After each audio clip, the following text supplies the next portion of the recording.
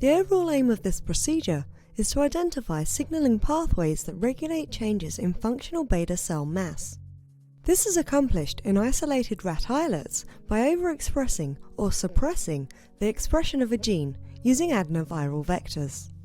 After this manipulation, beta cell function is assessed by insulin secretion and islet replication measured by tritiated thymidine incorporation.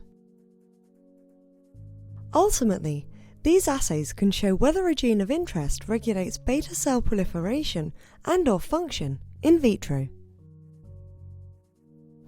This method can help answer key questions in the islet biology field, such as, does a particular component of a signaling pathway influence beta cell growth and function?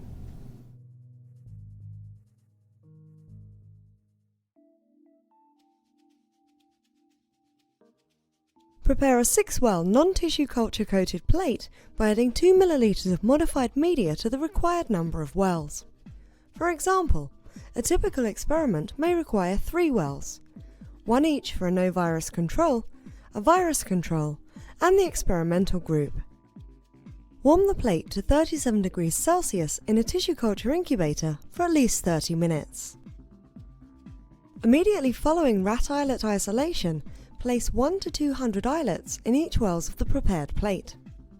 60 islets will be used for biochemical assays, and the remaining islets can be used for gene expression studies or immunoblotting. Gently swirl the plate to bring the islets to the center of each well. Then, immediately pipette the adenovirus directly onto the islets in the center of the dish. Use 1 to 500 multiplicities of infection.